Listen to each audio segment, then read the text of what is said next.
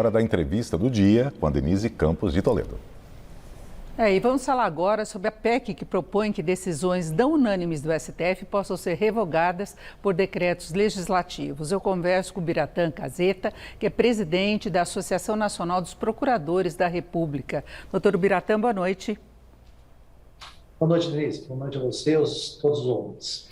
Bom, nós tivemos essa PEC apresentada em princípio por Domingos Salvio, que é do PL de Minas Gerais, que estabeleceria essa quase revisão de decisões não unânimes do STF. Se fala de divergências, de que em determinadas decisões o Supremo pode estar extrapolando limites constitucionais. Por enquanto, não há qualquer previsão nesse sentido de o Congresso poder rever decisões não unânimes, mas a gente sabe que muita gente questiona o que seria o ativismo político do STF. Então, eu queria saber como é que o senhor vê essa avaliação em relação ao Judiciário. Veja, é muito preocupante uma proposta como essa, que parte de premissas e de conceitos muito amplos, né? Primeiro, o que é uma decisão não unânime? Decisão não unânime é 6-5 ou 10-1.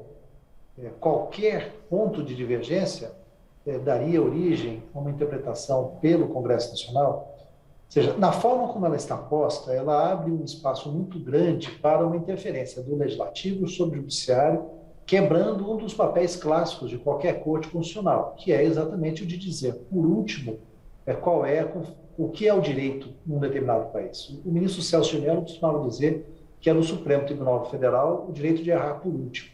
Isso é um papel visto em praticamente todas as cortes constitucionais, o que inclui também ter um papel contramajoritário, tomar decisões que não são as decisões que apenas o critério majoritário tomaria, porque o critério majoritário ele é um critério importante, mas não é o único, porque, entre outras coisas, ele pode acabar reprimindo demasiadamente as minorias ou os pensamentos minoritários.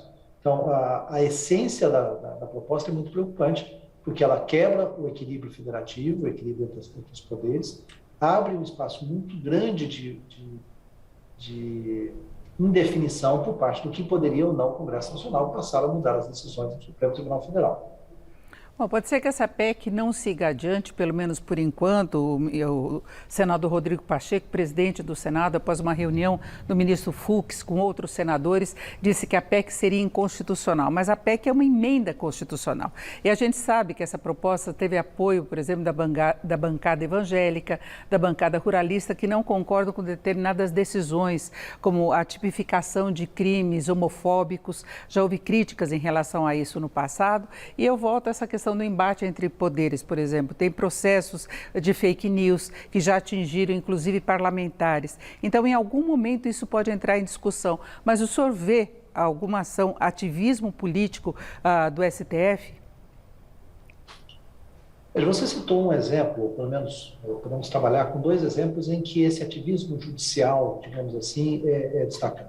A questão da homofobia, da considerar a homofobia como crime, ou, no passado, a própria questão do racismo, quando o Supremo Tribunal Federal decidiu que as críticas ao Holocausto, na forma como colocadas em determinado caso concreto, configuravam um crime de racismo. São dois momentos em que o Supremo Tribunal Federal tomou decisões na inércia ou na omissão do Congresso Nacional. E esse papel é necessário, esse papel faz parte também de um processo democrático, que faz com que o Poder Judiciário, a Corte Constitucional, possa interferir em situações em que a maioria, ou às vezes até a minoria, está impedindo que o Legislativo discute e legisle sobre algo.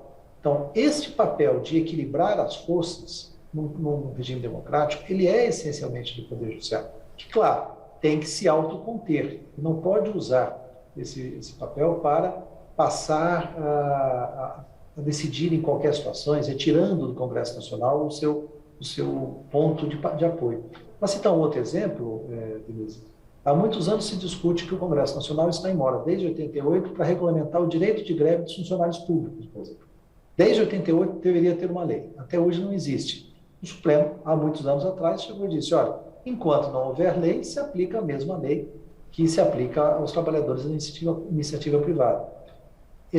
Romper com algumas omissões é papel de cortes constitucionais. Agora, é claro nós temos que ter limites. Eu não vejo hoje, respondendo objetivamente sua questão, nenhum papel em que o Supremo tenha aplicado um ativismo judicial exorbitante, um ativismo judicial em que ele tenha efetivamente rompido com o equilíbrio entre os poderes.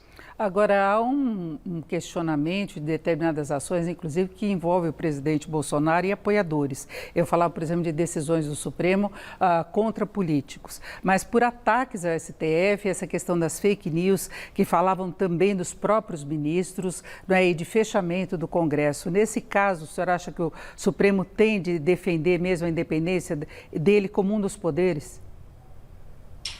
Veja, o sistema tem que funcionar na defesa. Eu sou muito crítico e há muito tempo em relação ao tal do inquérito das fake news, o inquérito do fim do mundo, como alguns chamavam, por entender que uma parte desse papel tem que ser exercido não diretamente pelo Supremo, mas por outras instâncias do próprio Poder Judiciário. Agora, essa minha crítica é uma crítica muito focada a um ponto específico. Eu não posso deixar de reconhecer que no momento de polarização, no momento de exageros praticados por outros poderes, é papel também do Poder Judiciário balizar alguns critérios. E neste balizar alguns critérios, ele tem sim que se defender, ele tem que demonstrar, ó, até aqui a crítica é razoável, a partir deste ponto a crítica não é razoável. E não é razoável qualquer tipo de atuação de quem quer que seja para pregar, por exemplo, o fim da democracia. Alguns limites a democracia coloca para a liberdade de expressão. E o Supremo tem um papel também de exercer esse papel de controle em relação à liberdade de expressão. Isso eu faço sem deixar de ter ressalvas a determinadas questões que foram discutidas, por entender que isso não deveria ter começado já no Supremo Tribunal Federal. Deveríamos ter começado essa discussão em primeiro grau de jurisdição e ir subindo até chegar ao Supremo. Isso. Agora, doutor Biratã, além dessa questão envolvendo o STF, nós temos agora um grande embate entre o governo e o TSE, Tribunal Superior Eleitoral, em torno da segurança das urnas, da apuração, uma situação que pode se estender até as eleições. Nesse caso, que tipos de procedimentos o senhor acha que a Justiça deveria ter? Bom, primeiro, há uma necessidade de comunicação clara com aquele que é o principal beneficiário da democracia, que é o cidadão. O cidadão precisa ter acesso às informações e precisa, ao ter acesso às informações, poder manter a sua confiança na justiça eleitoral. Quem acompanhou o processo eleitoral brasileiro antes das urnas eletrônicas sabe da quantidade de fraudes que ocorriam, da fragilidade que o sistema traz. A introdução das urnas eletrônicas propiciou, e eu trabalhei em várias eleições, propiciou segurança de que o resultado das urnas era efetivamente o proclamado.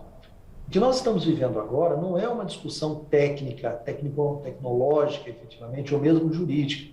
O que há é uma tentativa de desqualificar um processo, sem nenhum elemento concreto, sem nenhuma demonstração de que o sistema eleitoral brasileiro esteja em risco. Nós temos problemas no sistema eleitoral brasileiro de outra ordem, fragilidade na composição dos partidos, uma concentração nos partidos políticos nos seus órgãos diretivos, mas o sistema eleitoral em si não é um problema. Agora, isso somente será realmente eficaz, esse discurso, se nós conseguirmos que a população brasileira enxergue na justiça eleitoral, tirada as teorias das conspirações, que a justiça eleitoral funciona e que o resultado das eleições, desde a introdução das urnas eletrônicas, nunca foi fraudado. E que isso é algo que nós devemos, como patrimônio, ressaltar. E é o papel, então, de todos nós, justiça eleitoral, partidos, enfim, realçar o que é importante e lutar contra as nossas mazelas, compras de votos e outras práticas que são contrárias a um processo democrático verdadeiro. Agora estamos chegando quase ao fim. Eu queria que o senhor falasse rapidamente sobre uma questão de hoje ainda, que o delegado envolvido no caso do Milton Ribeiro, ex-ministro da Educação, ele falou que sofreu ameaças, que ele não conseguiu seguir adiante com os procedimentos que ele pretendia levar adiante. Isso já é alvo de investigação por parte da Polícia Federal, mas o senhor, na sua área, como é que acha que a Justiça deve lidar com esse tipo de acusação? Bom, é essencial investigar. Precisamos apurar qual o que o delegado entende como tendo sido uma intromissão indevida na sua atuação. Precisamos apurar se efetivamente houve um favorecimento a uma pessoa que estava presa por ordem judicial. que não foi conduzida de São Paulo a Brasília, mas precisamos apurar também se isso se decorreu efetivamente de um problema operacional ou se foi um privilégio. Se foi privilégio, a atuação do Ministério Público e da Justiça é no controle externo da atividade policial, de buscar não só punir quem fez, mas como proteger a investigação de qualquer tipo de interferência indevida. Agora, isso tudo depende de uma apuração adequada que não pode ser presumida. Então, o nosso papel diante de uma notícia dessa é acompanhar de perto a investigação que vai ser feita pela Polícia Federal dessa imputação. Ok. Nós ouvimos o Biratã Caseta, que é presidente da Associação Nacional dos Procuradores da República. Doutor Biratã, mais uma vez, obrigada. Uma boa noite. Boa noite, Denise. Com vocês.